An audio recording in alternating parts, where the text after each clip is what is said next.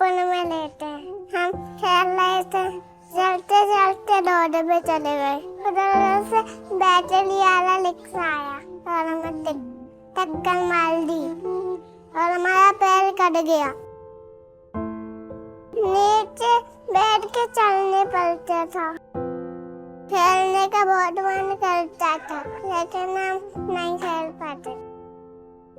નારાયણ સેવા સંસ્થાનના સહકારથી તેને ખાસ બનાવેલો કૃત્રિમ પગ મળ્યો.